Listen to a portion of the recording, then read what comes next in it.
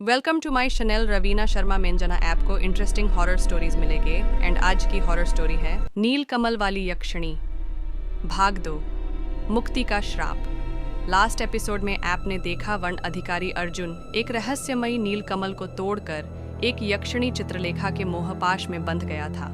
आखिरी बार उसे नदी में एक स्त्री आकृति के साथ देखा गया और फिर वो गायब हो गया। Let's start.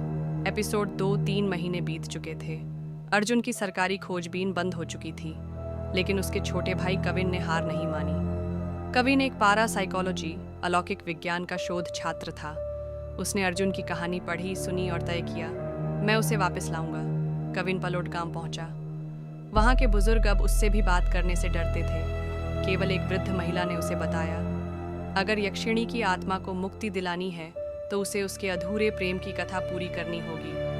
कविन ने पुरालेखों में पाया, चित्रलेखा न केवल एक साध्वी थी, बल्कि उसे बचपन में ही मंदिर की देवी का स्वरूप माना गया था। लेकिन वो एक युवक सोमेश्वर से प्रेम करती थी।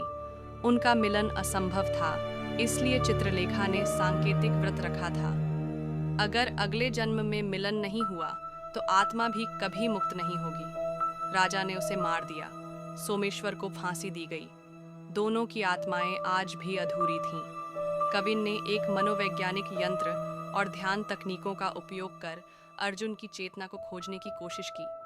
एक विशेष पूर्णिमा की रात, जब शतरुद्र शांत थी, कविन ने वही नील कमल मंदिर जाकर ध्यान साधना शुरू की। रात के तीसरे पहर हवा थम गई, झील में हलचल होने लगी। अचानक आवाज आई, तू कौन है जो मुझे भुलाना चाहता है? झील के बीचों बीच चित्रलेखा प्रकट हुई।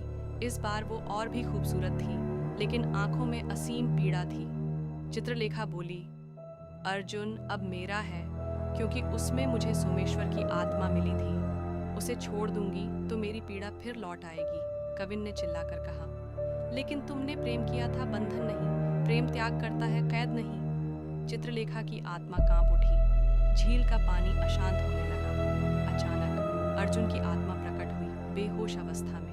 चित्रलेखा की आंखों से आंसू गिरे, जो जल में गिरते ही नील कमल के पत्ते सफेद होने लगे। चित्रलेखा बोली, शायद तुम सही हो, मैं अपने प्रेम से चिपकी नहीं, उसे बांध लिया। अब समय है उसे मुक्त करने का। उसने अर्जुन को छोड़ा और खुद झील में समा गई। झील से एक तेज प्रकाश उठा और नील कमल पहली बार पूरी तरह खिलकर झील में विलीन हो गया।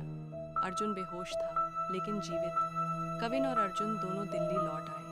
अर्जुन को सब कुछ धुंधला याद था, लेकिन हर पूर्णिमा की रात उसे अब भी नील कमल और पायल की हल्की आवाज सुनाई देती है। कहते हैं चित्रलेखा की आत्मा मुक्त हो गई, लेकिन उसका प्रेम अब भी झील के पानी में तैरता है। जिस प्रेम ने जन्मों का बंधन बनाया, वो सिर्फ एक जन्म में कैसे मिटेगा?